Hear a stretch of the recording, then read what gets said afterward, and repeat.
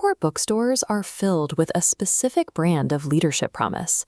These titles sell a world of constant inspiration, frictionless visionary thinking, and a reality where every obstacle is cleared with a single decisive stroke.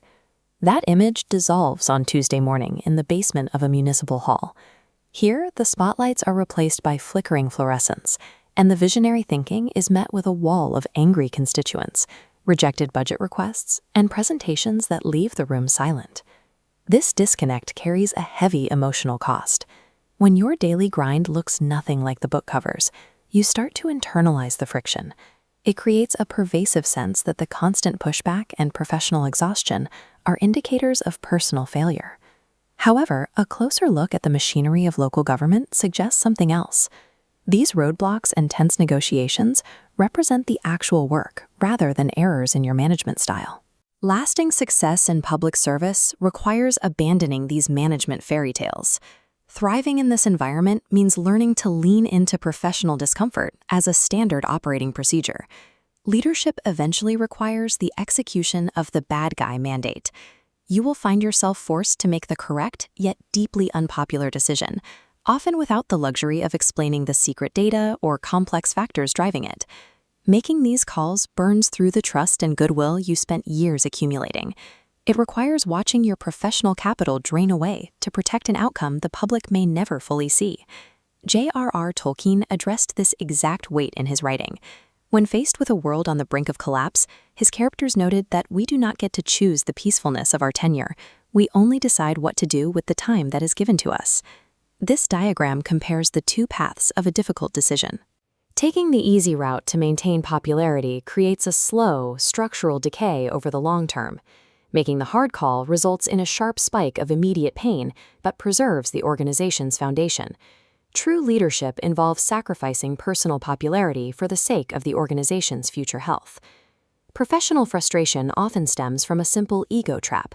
It is the belief that the right to have an idea heard is the same thing as the right to see that idea implemented. You can bring flawless data to a board meeting, advocate with absolute passion, and hold the full respect of your superiors, and still receive a definitive no. This necessitates a maturity check. You must separate your ethical non-negotiables from your personal preferences. If a decision avoids crossing a moral line, your individual operational taste must yield to the organizational goal. This visualization shows the disagree and commit principle. Once the final decision is made, the divergent vectors of internal debate snap into a single, unified vector of execution. Professional maturity is defined by subordinating your own preferences to serve the broader mission. There is a specific sting in delivering a subpar presentation to your board. It triggers an internal fear that this visible failure indicates a fatal lack of talent for public service. Broadcaster Ira Glass famously explained that this frustration is actually a positive sign. It indicates that your professional taste has simply outpaced your current abilities. This chart maps out that painful gap. You entered this career because you recognize what a level 10 project looks like, but your current output is still hovering at a level 3. Closing this distance requires a massive, iterative volume of work. There are no shortcuts.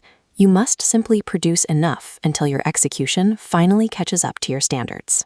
The poet Robert Frost believed that the most effective way out of a struggle is to move directly through it.